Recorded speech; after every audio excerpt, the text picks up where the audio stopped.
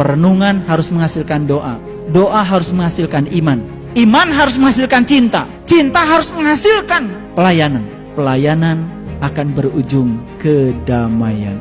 Jadi kalau kita menyatakan diri sebagai orang yang beriman, tetapi tidak membuat diri kita damai, tanda belum iman. Kalau diri kita menyatakan orang beriman, tetapi orang di sekitar kita tidak merasa damai, itu tanda kita belum iman. Itu sebabnya tanda orang yang beriman yang diceritakan oleh Nabi Muhammad Rasulullah SAW, hampir tidak ada cerita iman yang diindikatori dengan ritual ibadah. Tidaklah termasuk orang yang beriman jika dia tidur nyenyak sementara tetangganya tidak bisa tidur karena kelaparan. Iman dicirikan oleh Rasulullah dalam bahasa kepedulian, dalam bahasa pelayanan, dalam bahasa cinta kasih dan perhatian. Tidaklah termasuk orang yang beriman jika dia tidur nyenyak, tetangganya tidak bisa tidur karena kelaparan. Diekstrapolasi lebih jauh. Tidaklah termasuk orang yang beriman jika anaknya jajan berlebihan, anak tetangganya diam, tidak jajan, tidak pernah ada rasa simpati pada orang lain. Tidak disebut orang yang beriman jika dia parkirin mobil di jalan, sempit jalannya, dia tidur nyenyak saja, padahal mobilnya menghalangi banyak orang. Dadit aja, klakson bunyi, tidur nyenyak, padahal itu orang terhalang perjalanannya karena apa? Dia parkir mobil di pinggir jalan. Jadi saya setuju kalau ada Pemda yang menyerukan setiap orang beli mobil syaratnya harus punya garasi. Ini menuju iman ini. Karena banyak sekali yang parkir mobil di jalan tidur nyenyak padahal menghalangi orang. Itu ekstrapolasi dari hadis tadi. Tidak termasuk orang beriman. Tidak termasuk orang yang beriman jika dia lewat ada ranting tidak dia singkirkan. Kita malah bikin polisi tidur. Ini polisi tidur ini tanda keraguan-raguan iman sebetulnya.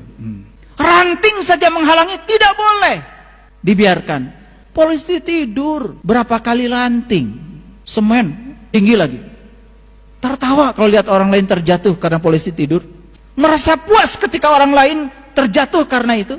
Subhanallah. Ini soal peradaban. Makanya iman diwujudkan dalam bahasa peradaban. Peradaban diwujudkan dalam bahasa akhlak. Makanya puncaknya agama adalah akhlak. Tahaluk bi akhlakillah.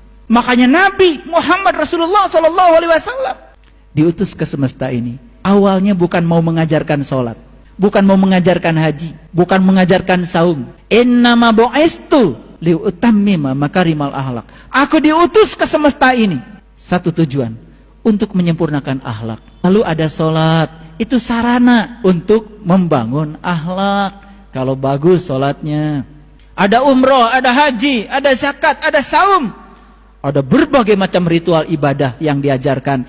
Itu bukan tujuan, itu sarana untuk mencapai tujuan. Jadi tujuannya adalah peradaban, tujuannya adalah akhlak. Jadi jangan ngitung rakaat sholat, karena kata Allah, wa ahsin kama ahsanallahu ilaika. Berbuat baiklah kamu seperti Allah telah berbuat baik kepadamu. Jadi sebuah mekanisme dikatakan berbuat baik kalau cara kita melakukannya seperti Allah melakukannya kepada kita. Allah melakukan tindakan cinta dan kasihnya kepada kita tanpa keinginan, tanpa muatan. Beda dengan kita. Melakukan ibadah saja kepada Allah, baru tahajud 2-3 rakaat saja sudah banyak permintaannya kepada Allah. Pada kata Allah, wa ahsin kama ahsanallahu ilaika. Itu sebabnya ada 4 jenis motivasi. Yang pertama motivasi reward. Yang kedua motivasi punishment. Yang ketiga motivasi kebutuhan. Yang keempat motivasi cinta. Reward apa artinya? Melakukan sesuatu karena ingin dapat hadiah. Itu pernah dilakukan oleh Rabi'ah al-Adawiyah. Ya Allah Tuhanku, kalau aku ibadah kepadamu karena mengharapkan surgamu, berikan surga itu kepada yang lain. Bebas dari motivasi hadiah. Yang kedua motivasi ancaman, punishment. Ini motivasi yang paling rendah. Mau melakukan sesuatu karena ada ancaman, takut neraka. Seandainya aku ibadah kepadamu karena takut nerakamu, masukkan aku ke dalam nerakamu, bengkakkan tubuhku, biar yang lain tidak usah masuk di nerakamu, cukup aku saja. Karena beliau sudah bebas dari motivasi ancaman. Motivasi hadiah, motivasi ancaman, ini jenis motivasi yang paling rendah.